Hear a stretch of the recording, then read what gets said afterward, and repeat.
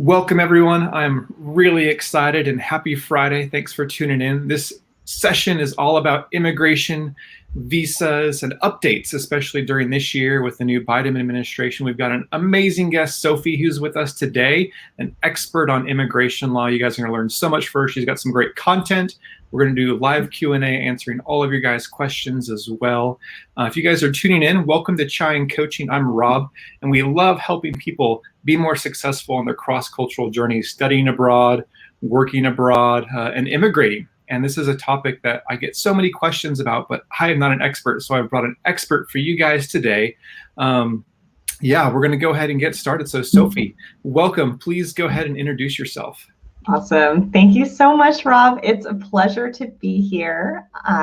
Thank you so much for having me. And I love that you're helping people who are interested in learning and working and getting more experience in other parts of the world. That was something that was very pivotal for my upbringing and life and my journey to becoming an immigration lawyer. I lived in Germany as a kid with my grandparents and learned German, and I studied abroad in college in Moscow, Russia, and Florence, Italy. And then after my son was born, we moved to Spain for a while, to Sevilla. So I love living in other countries and learning different languages. And you lived in some amazing places too. Yeah, it was incredible. It was incredible. And it totally shaped who I am in my career. And I ended up studying international relations because I liked it so much and became an immigration lawyer. And so now I'm the founder of Alcorn Immigration Law in Silicon Valley. I'm a columnist or contributor for TechCrunch, an online newspaper where I write an immigration advice column. I have a podcast called Immigration Law for Tech Startups, and we've helped hundreds of startups and thousands of individuals to get visas and green cards and citizenship in the US, and to be able to chart that path forward and have the freedom to build their dreams. So it's really exciting. I love it.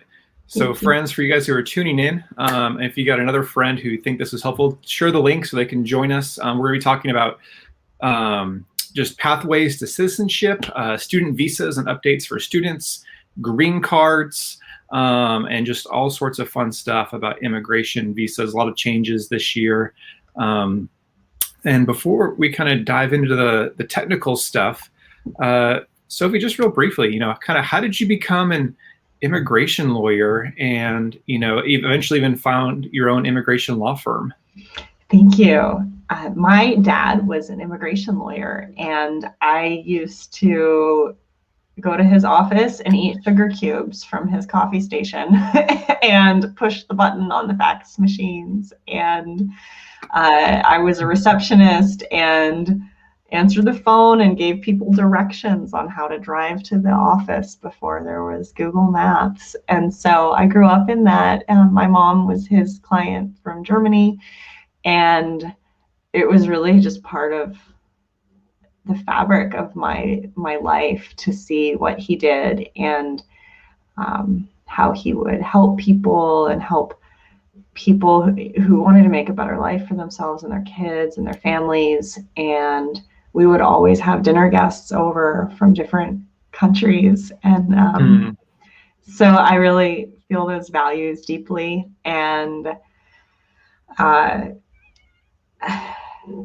education, going to other countries is great. It teaches us, there's so much richness we can learn about ourselves through those experiences. And when I was in high school and college and even law school, I was not committed to being an immigration lawyer. I did not want to copy my dad and just do it because he had done it.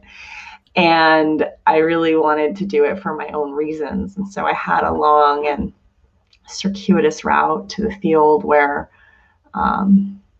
I worked with him for a few years when I graduated from law school. And that was right around it was in the 2008 financial crisis. So it was a very interesting time. And I burned out after a couple years and I became a stay-at-home mom. I have 2 kids. They're now in elementary school. And that was a really, tough, there were a lot of tough decisions for me in that time frame. Eventually my dad passed, and that led to some more life transitions for me. Mm-hmm. And 6 years ago, I found myself looking at basically, like I lost my dad and was facing becoming a single mom in Silicon Valley and had been out of the workforce for 4 years. So I totally relate to people who are like, I don't know how to get a job in another place. I know nobody there. Like, what am I supposed to do? So I thought it would just be easier to start my own law firm because I knew that I could provide a service of value to people. So what I thought would be like a part-time, I don't know, 20-hour-a-week job from my kitchen has become like a 20-person law firm. So it's very exciting. It's very, very exciting. Yeah. Congratulations. I mean, you guys have been called, one of the top fastest growing law firms there in the Silicon Valley, in the Bay Area. And not only just your own professional experience, but just your life experience, traveling the world, living around the world, I think really gives you a great foundation to be helping people in this situation. You've been there, just like for me, having worked and traveled over the world, I get people who are doing that. I've been there. And so I think that just adds something special to people who've never done that before. And that moment that I love is when I'm learning another language and there's this light bulb aha moment of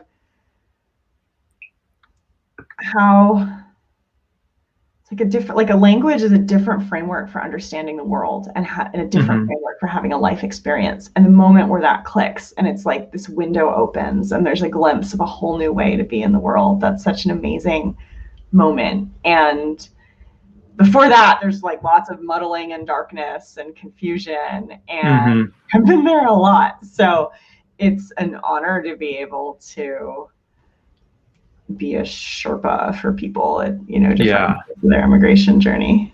Yeah, well, friends, you guys are going to learn from one of the best today. We're going to start off just with talking about pathways to citizenship here in America. What are the different pathways? And as we get I am tuning in from Mountain View, California, in Silicon Valley near San Francisco. The Bay Area. So as they say in India, the Bay Area is my native place. I was born there in Concord in the East Bay. Love visiting my family in the Bay Area. Fun, happening place, all the IT jobs there. So let us know in the chat, where are you guys tuning in from? Which city, which country around the world?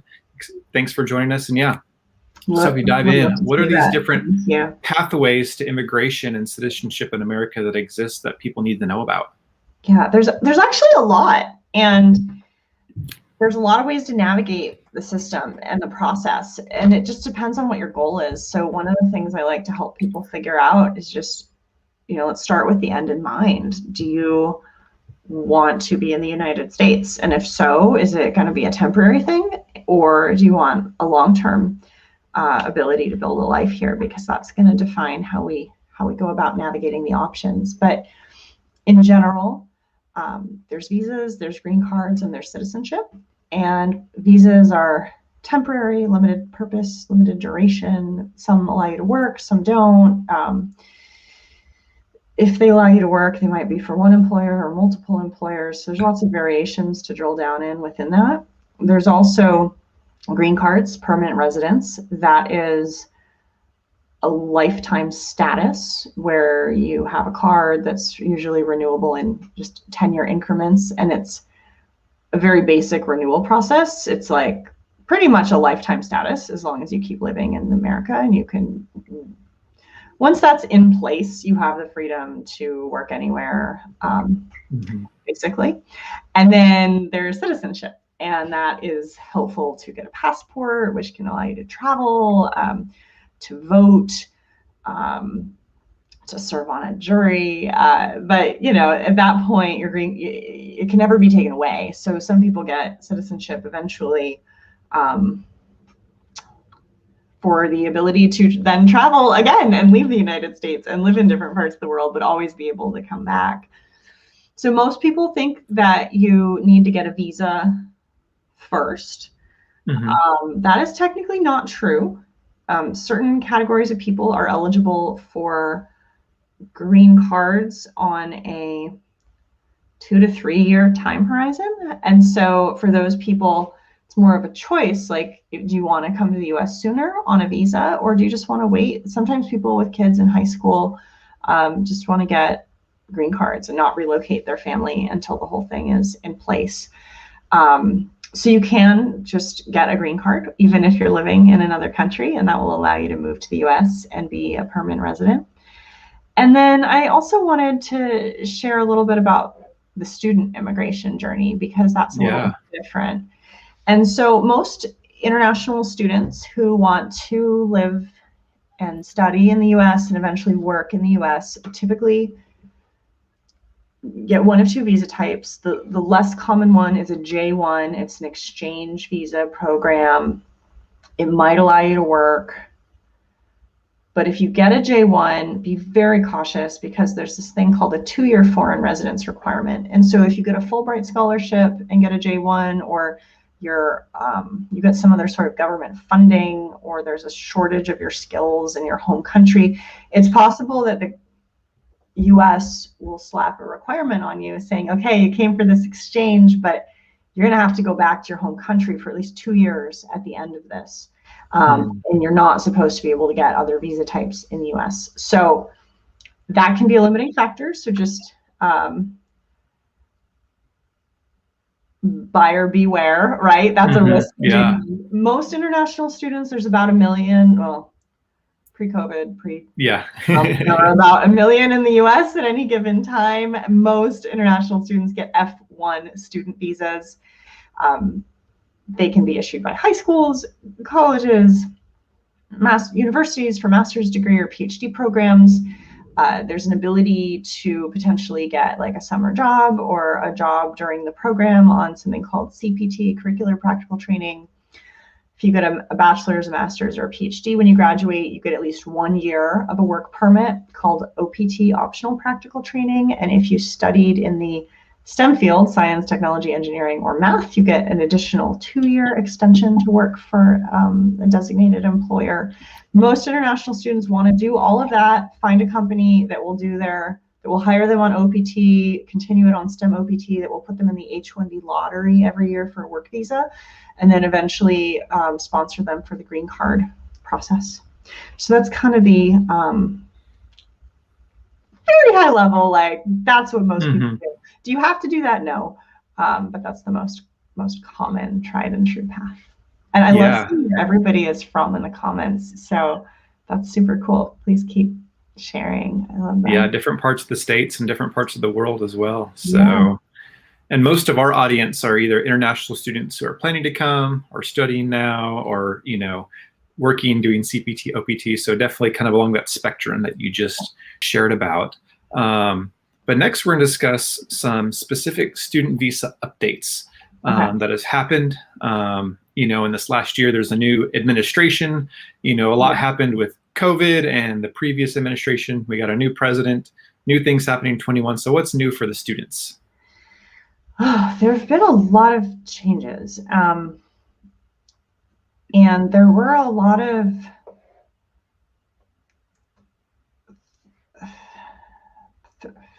threats and insecurities for international students within the last few years with respect to US immigration.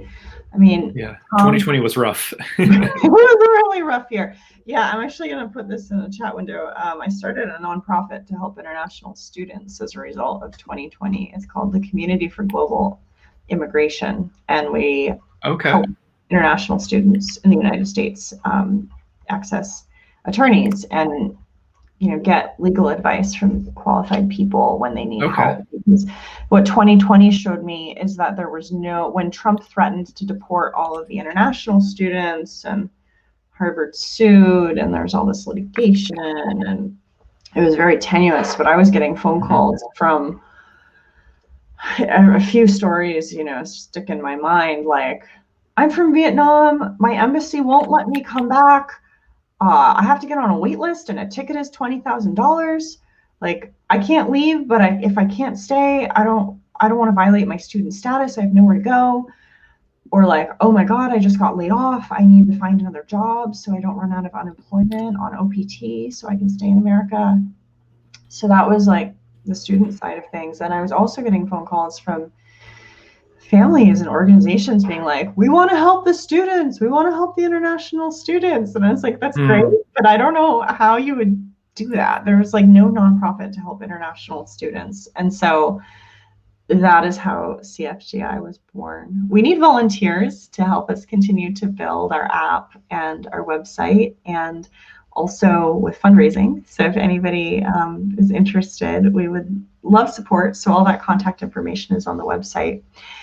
And but there have been some really good updates. Like recently, many of the consulates began processing F1 student visas again.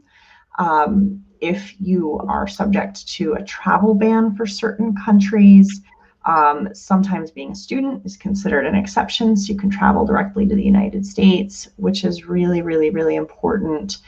And then Trump did so much like fear mongering. And so one of the lovely recent things, Biden development, is that Biden is canceling. Trump had this proposal to limit student visas to a 4-year term, and also to just affecting the duration and other procedural changes to students, restricting flexibility for international students. But Biden has just withdrawn that proposal. So that is no longer happening. So that's a really, really good news for international students, and breathe a little bit of sigh of relief about that now. Yeah, that work window, if that shrinks, that would definitely impact a lot of people's opportunities, decisions for coming to study. So that was great to hear that. Yeah, so there's always changes for international students. One of the other reasons for the nonprofit is because the universities got overrun. Like, I work with a lot of universities, and they have international student offices, and they have a DSO, a designated school officer, who holds the position for the university to control the data entries into the CVIS system, the government database, to generate I-20s, the form you need to prove you're an international student, to get an F1 visa. And I was also getting phone calls from students being like, oh my God, I call my university every day and they never answer and they don't return voicemails. Yes. And I can take a number and get an appointment in 4 weeks, but I don't have 4 weeks. And then, like, I'm talking to the universities, and they're like, God, Sophie, these students won't stop. They need to chill out. We don't have enough resources. We're struggling. We're inundated. We're just trying to get the I-20s out on time. We can't handle this. It was chaos on both sides. Chaos on both sides. I have so much compassion for both sides, because nobody was prepared for what happened. No. Everyone was trying their best. Yeah. So that's kind of an overview then of like immigration and some of the latest updates for students. Well, cool. Well, we're going to talk about a new path that's exciting. But first, real quick, just give a like to this video to say thanks to Sophie for coming and hanging out, sparing some of her valuable time this Friday to invest in you guys, to answer questions. In a little bit, we'll do some Q&A at the end. And also tell us in the chat, what kind of visa are you looking for? If you're planning to come to the States, which kind of visa? A student, a work, more of a long-term residency? Or if you're currently in the States, again, tell us, what kind of visa are you on? I'd like to see where people are in their visa and immigration journeys. So tell that in the chat. But then, all right, Sophie, there's this IEP. What is that, and what is this new path that people need to know about? Okay, and I'm also going to share a resource, which is, I have this chart of common immigration paths that a lot of people say has been very helpful to them. This is more about working in Silicon Valley, so it doesn't really have like F1 or J1, but some longer term options. So I shared that with you, Rob. If you want Great, I'll put that in the chat and then in the video description as well. There's also, like, I just want to mention, there's like weird uncommon visas. Like, there's 50 special visas a year for special education teachers in the United States. Like, Mhm. What random congressperson slid that into some bill at one point, right? So there's a lot of creative random options. Just gonna say. But the new path is specifically for people who want to work in startups. And being in Silicon Valley, I talk to a lot of international students who are electrical engineering majors, computer science majors, MBA students, and they have an idea, they want to form a startup, they have co-founders from their university, they're really excited about this new idea. Maybe their school has an investor network that they're pitching their startup to, and the question always arises of like, how do I do this without violating my status? I don't have this on my I-20. And it's super screwy and weird, but like bottom line, anybody can own a company in the United States, but you just might not be able to work there. So you could do voluntary exploratory ideation, design thinking exercises on some new concept. Normally people don't incorporate until they have an investor willing to invest. After you incorporate, that's when you can't actually work there because it's a real company. But the new thing that is really, really cool is that now there's a new immigration status in the United States for like the first time in decades, and it's specifically for startup founders. It's called International Entrepreneur Parole, and it is sort of like a mini-me version of a startup visa. It's not technically a real visa, but it doesn't actually matter. It allows a startup founder to spend 2.5 years living and working at the US company, and also they might be able to qualify for another 2.5-year extension. So if you want to found a startup, this is for you. It's way better than getting an H1B working visa for a startup, or for example, trying to get an O1 extraordinary ability visa at a startup. And in order to qualify, the basics are gotta have a US company, less than 5 years old. Within the last 1.5 years, you must have raised at least $250,000 from US investors who are considered qualified. And then you're supposed to have like a CEO, COO, CTO kind of title in the company, and you need to have at least 10% of the equity. So it's really exciting. And when I was a student, $250,000 would have sounded like an ungodly sum of money. Just for context, here in Silicon Valley, I am seeing software companies in the STEM fields raising $1 to $4 million at a seed stage. So if you want to play that game, then this is a wonderful new immigration option, and I'm very, very, very excited about it. And I'm also had a once in a lifetime experience this year where a startup visa, like an actual visa, a law passed by Congress, is going to be introduced in the House of Representatives soon, and I got to help edit and shape that law. And so I made a lot of changes to try to make it better for people, like removing backlogs and the visa bulletin and wait times, and adding in premium processing to make it go faster, and making sure that your spouse can work immediately, and making sure that there's a green card pathway that you and your kids and your spouse can easily qualify for. So I'm very, very excited about this, and I'm getting involved. Yeah, that's amazing. Advocacy efforts to help make it happen. So it's really exciting. So yeah, International Entrepreneur Parole is a great new program. It's a wonderful first step. You can totally start using it now, and hopefully it's also going to get a lot better too soon.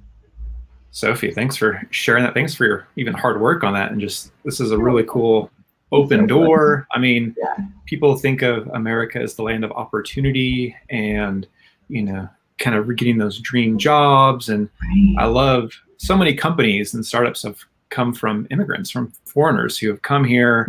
You know, just the other week was watching the space flight of Richard Branson. We've got guys like Richard Branson and Elon Musk who are not Americans but are here launching rockets up into space. And who else can come to America and start some amazing things? And these are the opportunities that are going to allow people to do that with things like the IEP. More than 50% of billion-dollar valued companies have at least one immigrant founder. And the grit and courage and determination that it takes to go through the US immigration process, like,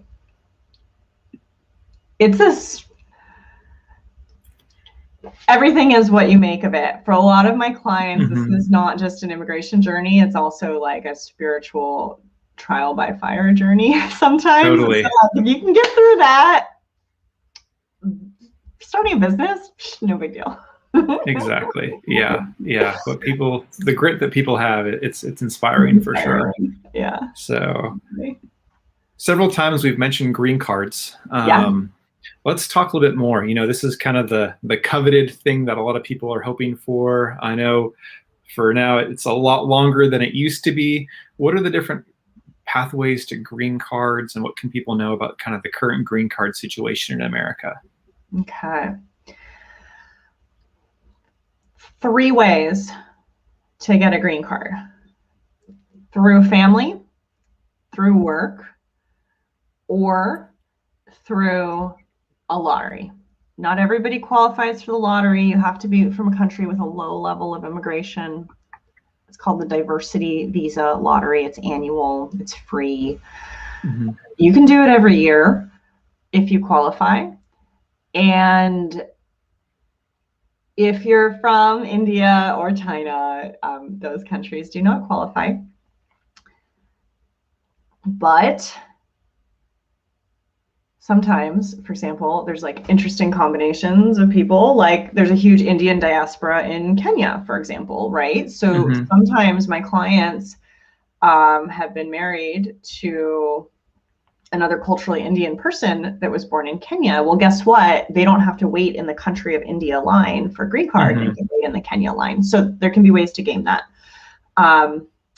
So that those limits per country of birth really affect some of the family categories and some of the work and business categories. So if you fall in love with a US citizen and you have a good faith marriage, that is one of the fastest ways to get a green card.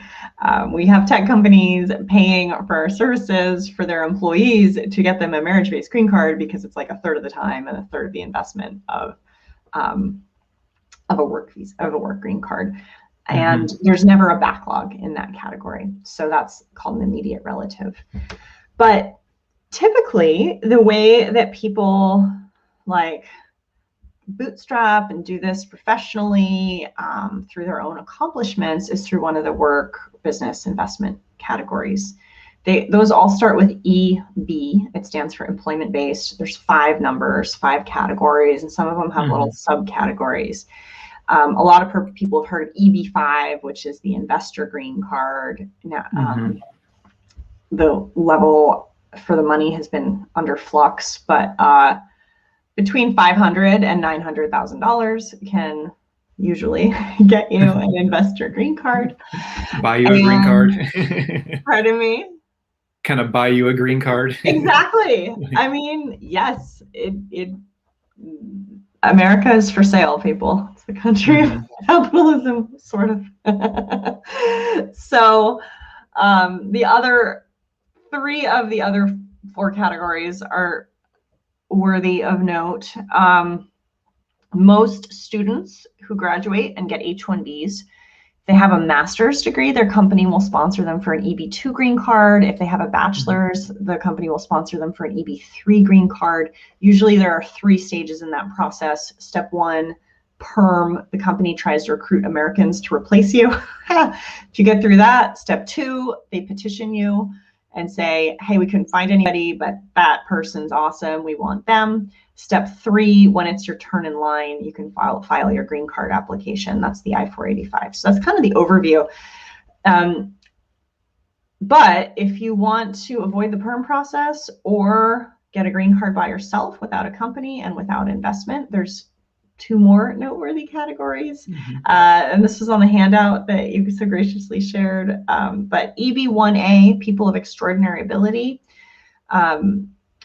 top of your field in a country or in the world, you get to define the field with your lawyers. And the other one is called an EB2, national interest waiver. It's easier. You can do it with a master's degree and showing that you are doing something in the national interest. It's like you don't have to be as famous, but if you're from India or China, you are subject to those backlogs. So that's so funny. I'm just going to keep sharing more resources. Last summer, in the midst of COVID, before Entrepreneur Parole came out, I was just getting so frustrated that the green card options were so long and took so long and were so hard to get. And I wanted to empower more people to be able to qualify to get O1 extraordinary ability visas, EB1A green cards, and EB2 national interest green cards. So I have an online class if anybody wants to bolster their portfolio of accomplishments for any of those categories to self-petition. And so, for example, if you're like a PhD student in the Netherlands and you're finishing up your dissertation and getting all your papers published, you could keep doing your thing in the Netherlands, but start a green card process for yourself and then maybe move to the United States in like 2 to 3 years when your green card gets approved. So you don't have to be in the US yet. You don't have to have graduated yet, but the more you can do to establish a track record of your degrees, awards, writing articles, if they're peer reviewed, getting citations, judging competitions, those are some of the things that count for these types of green cards. And you just want to make sure that they're beyond a student level. So like student level competitions don't really count, student level awards don't count, but when you're a student, you're still allowed to do professional things out in the world with other people in the field. And so you get to define your field, and you need, for extraordinary ability, 3 out of these categories to demonstrate that you qualify, plus a bunch of letters of recommendation. So a lot of ways to green cards. Another really important update for people from India and China for green cards is that COVID actually super duper helped people born in those countries for green card backlogs, and it's still in flux. But before COVID, they were saying that like the penalty for getting a PhD in the United States and wanting a green card was that your green card would take 151 years for your turn in line. But basically, nobody in the whole world got green cards in 2020. Not nobody, drastically reduced. And so all of those unused like 400,000 or 500,000 green cards got reallocated to this year's employment-based green card categories. And so it's really great because the wait times are rapidly decreasing for people. That's good. Yeah. We've got one kind of follow-up to what we've been talking about, and Flynn, thanks for the super chat.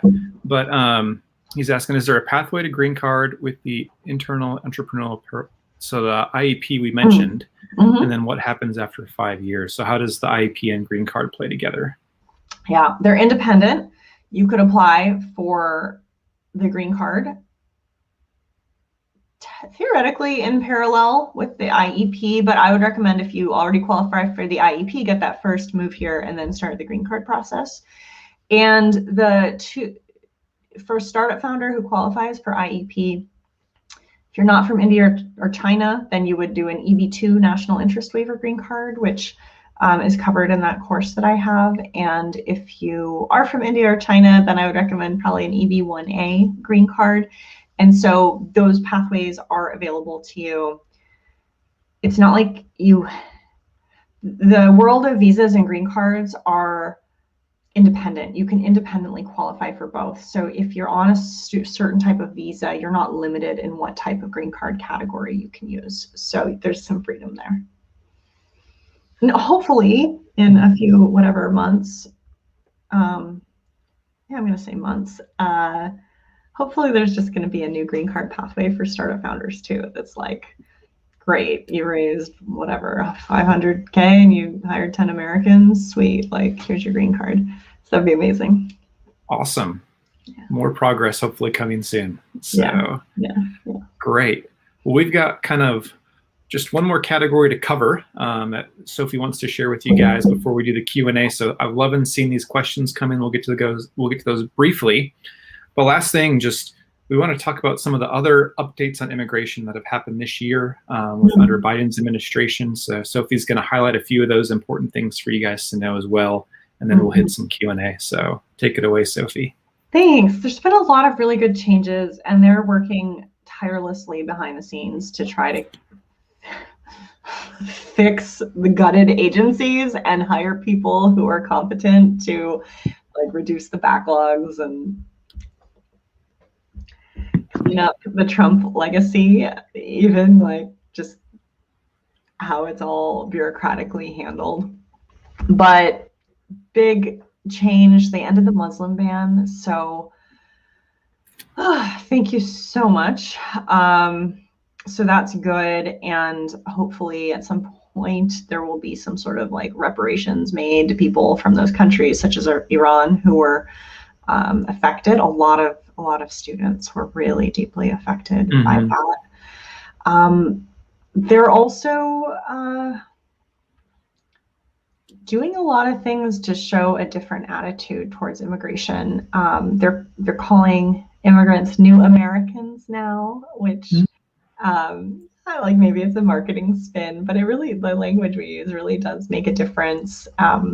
They're trying to protect children more. They're not going to build a wall with Mexico anymore. They're helping people who need asylum status.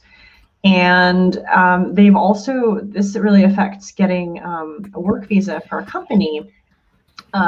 Under Trump, the guidance was called Buy American, Hire American, which basically means like you're not supposed to hire people from other countries to work at your companies, and the standards got a lot tougher on how to get work visas approved for people.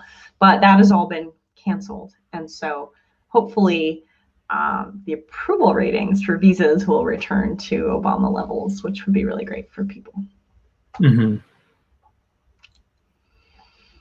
Yeah, and I hope and think there will be more to come. A really big thing that the United States needs that affects a lot of college students is a DREAM Act.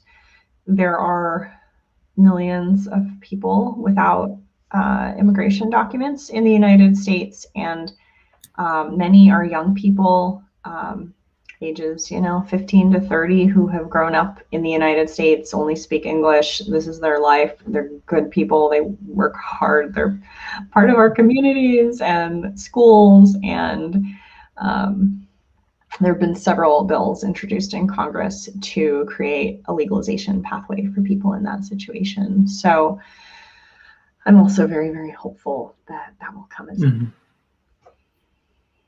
Awesome. And then, is that it for the kind of big updates? Those are the big updates. Okay, cool. And then I just wanted to, as we wrap up here, let Sophie again kind of highlight Alcorn Immigration, which bears her name, and how they can support you guys before we jump into the Q&A. I'm going to be sharing some links. We've already sent several. These are also going to be in the video description, but how to connect with her on LinkedIn, their website. We want to help give you guys resources to find the answers and support you guys to be successful on your big cross-cultural journeys, studying, working, living here in America. And yeah, we love what Alcorn Immigration does and want to make sure you guys know what all they can offer you guys. Thank you. Thank you so much. Well, we are here to support people who are ready to apply for work visas and green cards and citizenship in the United States.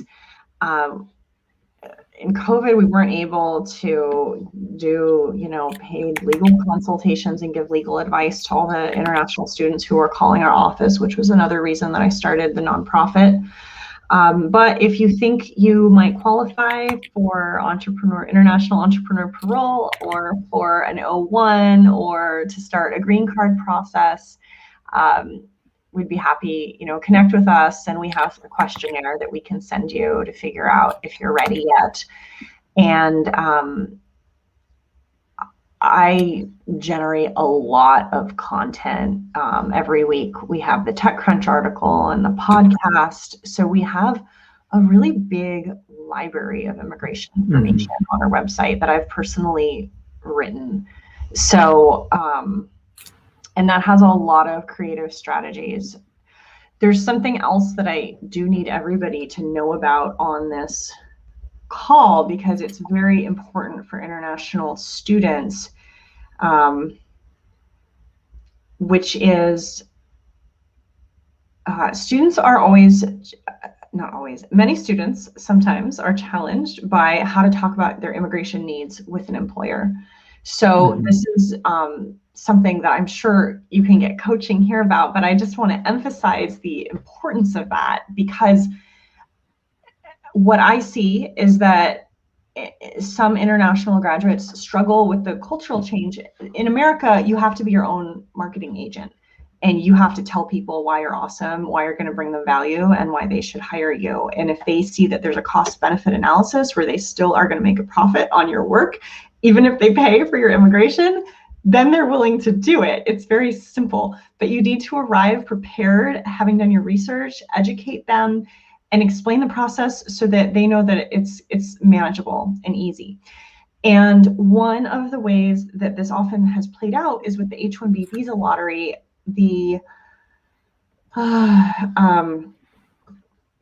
like 85,000 H1Bs every year, and over 200, I don't know, maybe close to like 250,000 people applied this year. So you have like a 1 in 3 chance of getting accepted, sometimes less. And so there's this very challenging situation that can arise for a subset of international students where they've gotten their bachelor's or their master's, they're working, they're on the OPT, they're on the STEM OPT, the employer puts them through the H1B lottery every year, they don't get accepted. And it's like, oh my God, what do I do? Do I go back to my home country and give up on my American dream? Do I pay for another master's program that might be kind of sketchy and like try to work at the same time? But like, in the Trump administration, they were so mean. They set up a fake school to trick international students, and they like deported like 50 students who fell for the scam. And so, and it's a lot of tuition money, right? So, so I'll put this link in the chat window in a minute, but we have like an H1B backup plan, and it's an investment, but it's way cheaper than having to leave the country and having your employer lose you. And so this is another nonprofit that I'm not associated with, but they've created this wonderful program, and I want every company in America to know about it, because here's the basic scenario. You can get an H1B any time of year with no lottery if you are willing to teach US students at a university for 5 hours a week in a class, lead a group project for the company that you're working for.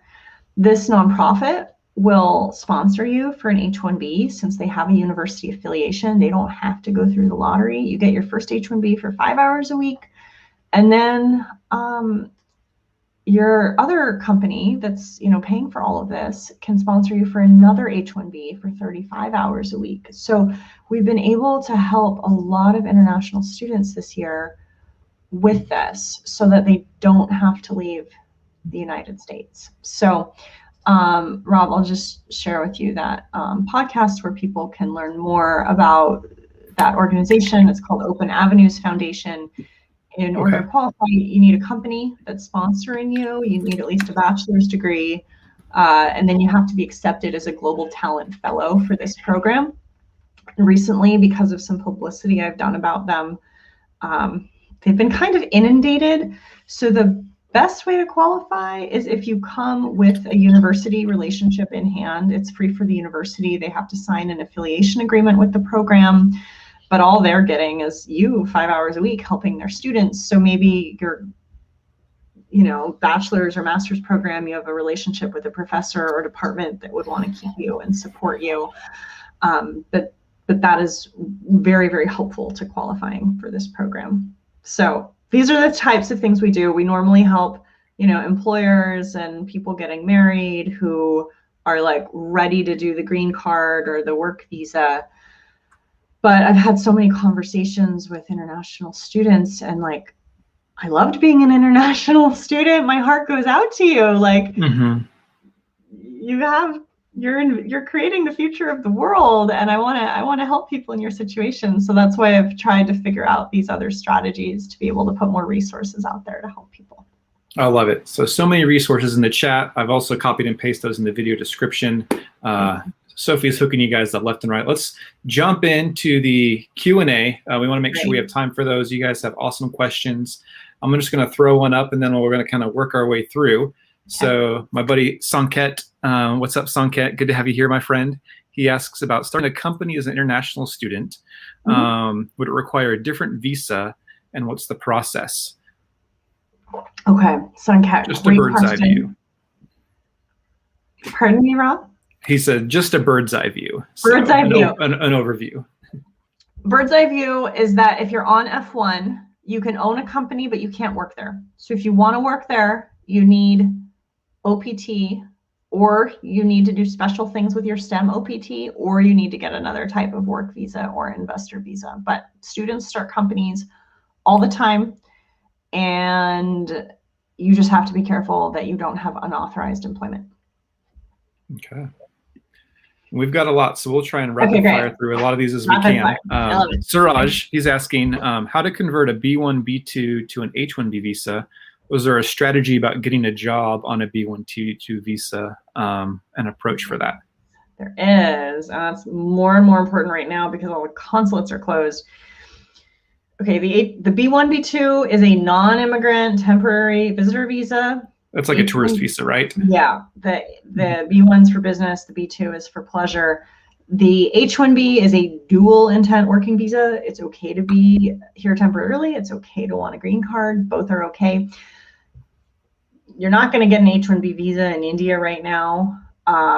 Too many backlogs, consulates closed. So if you have one of those 10-year B1, B2 visas in your passport and it's still valid, and you take a exploratory trip to Silicon Valley to do some job interviews and you land a job on the trip, but like when you came here, you didn't know and you thought you were going to go back and you got a round trip ticket. If your employer wants to sponsor you, you're usually admitted for 6 months. So we do have companies in that situation do H1B transfers. If the person never went through the H1B lottery before, we do that open avenues option that I just shared the podcast link about. And if you did go through the H1B lottery in the past, but never like picked up the visa at a stamping interview, then it's just possible to reactivate that old H1B when you're in the US for the new company. So thank you. Awesome. This is a common question that I get, and it's a little bit more about the visa interview, but chances of getting an F1 visa approved for attending a community college. Do you have any thoughts on that? I don't know how many are approved, but I can tell you that what the visa officers are looking for is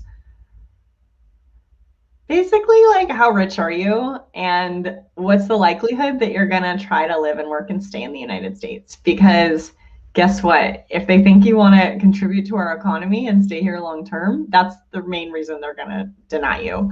So the people who tend to get approved are like, well, I don't know. Anybody, it's possible for anybody, but like, yes, this is a problem with our immigration system that we require international students to have non-immigrant intent. You basically get to come here by proving that you have no intention of staying. So it's kind of messed up. Yeah. But I wish you the best. It's possible. There's a bunch of international students at community colleges. All right.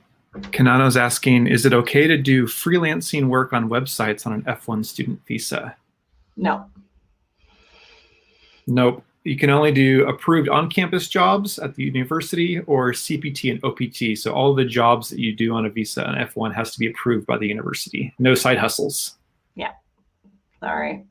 All right.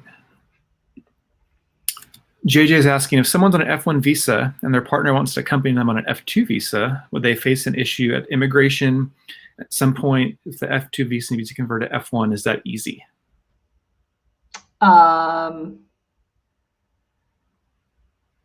Yeah, I mean, yeah, family members can come. Same non-immigrant intent, not allowed to work, but people get it all the time. And it is easy and possible to convert from an F1 into an F2. So that's possible. Cool. Is there any difference about getting a green card for anyone who's doing their PhD from Shubham? Not yet. One of the Biden proposals is to create a new pathway. It does not exist yet, but let's all manifest this. If and when it happens, it's that people with US PhDs in the STEM field could just self-petition a green card immediately after graduating with no wait time on the visa bulletin. So like, that is what we need. But right now, the timing for any green card process depends on your country of birth or your spouse's country of birth, plus what category you're in. So if you want to look that up, it's something called the Visa Bulletin. It is updated every month by the State Department, and that will tell you of the people who are currently being processed, when did they start their immigration journey, and it's different for every country and every category, and I'll share that link with you. Okay, cool. Simranjeet's asking, can someone who's older than 40 apply for an F1 visa? I know older people have, so there's not an age limit, right? There's no age limit, but it just has to make sense. But I know a lot of like executive MBA students who are in their 40s and 50s. Yeah, there's non-traditional students are okay to do a second master's or a PhD, you know, people with kids. So you just have to pass like the sniff test at the interview. If they think something's fishy, they're not gonna give you this. Yeah, so it doesn't make sense. Again, one more about kind of visa interviews, but does the number of rejections kind of decrease, you know, at the visa consulates now? Someone has been rejected on a tourist visa 3 times and other people student visas. So is there a sense that this is happening with rejections happening? I wish I had better news, but there's actually such limited visa processing happening right now that there's not enough data to say. But for this situation where somebody had 3 visitor visa rejections and 2 student visa rejections, I think that the State Department has probably flagged you as somebody with immigrant intent. So if you really want to come to America, you got to get a visa or green card that's compatible. So if you can somehow get an H1B, you would not have this issue. You would be allowed to come here. If you could somehow get a green card, you could come here, I think. But it depends on the reasons in your denials. And that's something you could talk to a lawyer about. Okay. So this is a big question I've been getting recently this summer. This is from Genevieve.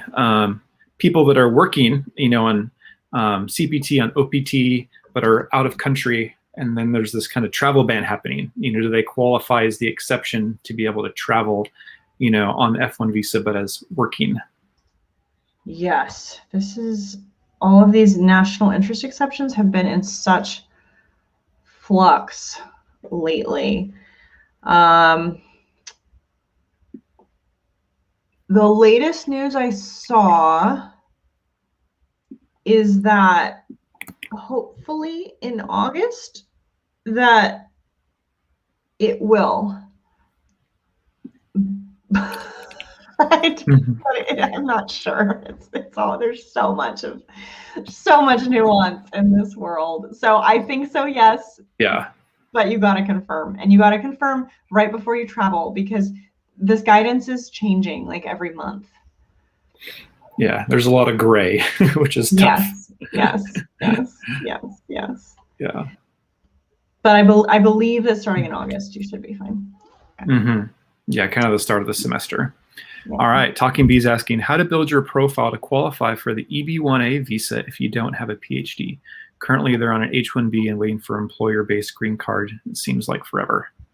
Cool. So that's one of the reasons I started Extraordinary Ability Bootcamp, that class, because it walks you through all the, it's like 15 videos that I recorded, probably like 10 hours of film about how you can do this.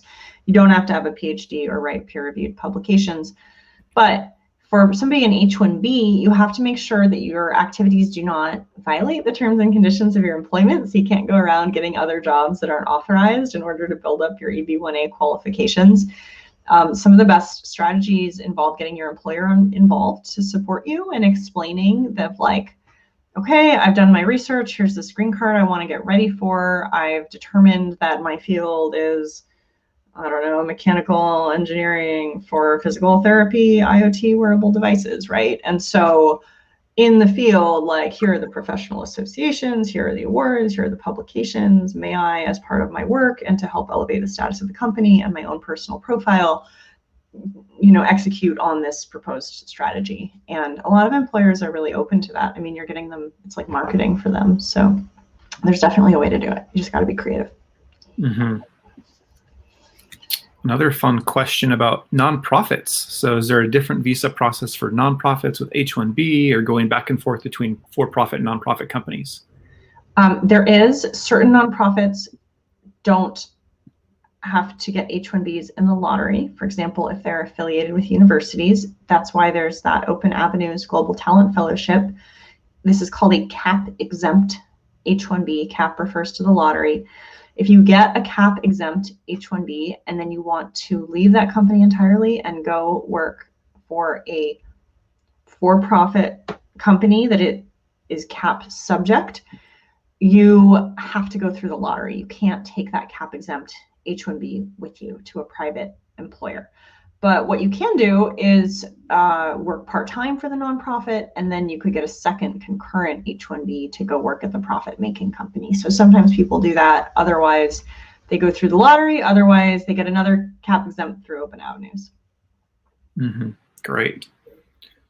Ravine's asking, they've done their first master's in the UK, and then what are the chances of getting F1 visa for a double master's? I'm guessing in the US. I mean, Yeah. Possible, right? It's possible. Once again, it has to make sense. You have to get admitted to the program, and then you kind of just have to pass the sniff test at the visa interview. Yeah. If you're qualified, you're qualified. If you look professional and you have resources and the ability to pay, and you're not getting another degree in the exact same field, and there's some career reason why you need the double master's, like, I think you could explain it. Awesome. Arshad's asking, he's on OPT. He started his own company. Can he sponsor himself for H1B? No. The H1B requires an employer-employee relationship. That means that the company must have the ability to hire you, supervise you, pay you, and fire you. You cannot be self-employed.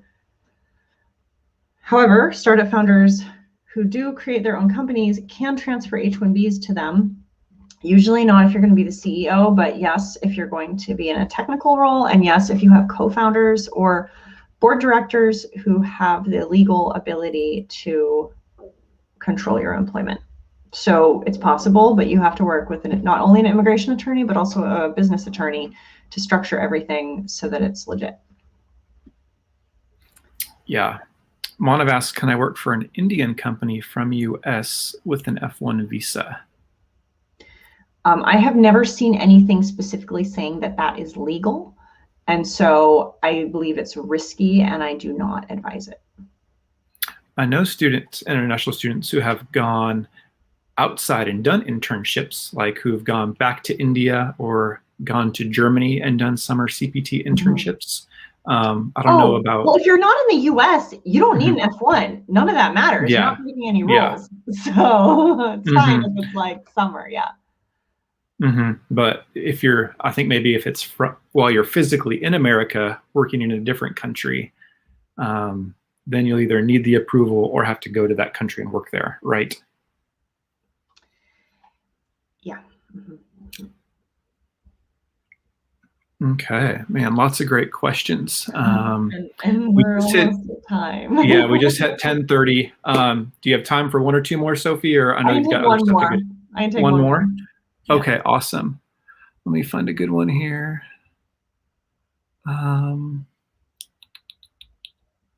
Let's see. Do you know about this? Any updates on the Eagle 2021 Act? Any possibility of this bill passing? Are you familiar with that? I have no idea what that is. That's okay. We can do another question then. Okay. What about this one?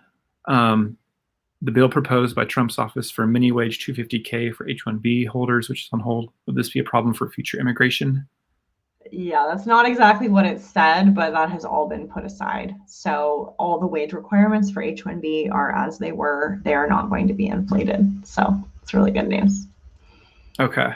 Well, then Cool. let's. Where did that? Okay, let's wrap up with this one. Okay. Then. Is the timeline to get a green card through a CAP exempt organization quicker than CAP subject organizations? There is no connection. Okay. But I've seen So that just CAP different exempt paths. organizations are. I've seen that nonprofits are Mhm. slower to do green card sponsorship than for-profits, but Okay. it doesn't affect the immigration. Okay. Thank you. Awesome. Everyone, thanks so much. This has been awesome. Thanks, Sophie. Give a big thumbs up to say thanks to her. Your guys' homework assignment is to go on LinkedIn, make a post, tag Sophie, and say one awesome thing that you learned from this session. Thank her, give her a shout out on LinkedIn. I learned some great stuff today, and we've got all those resources in the video for you guys. She's been hooking you up left and right. So, Sophie, thank you so much for hanging out with us Friday and all you do to help people in their journeys. You are so welcome, Rob. Thank you for spreading the light and chai and knowledge and bringing smiles and hope to so many people. Thank you for having me. Definitely. Everyone, thanks for tuning in. This has been so much fun. We'll see you guys next time at Chai and Coaching. Cheers. Bye.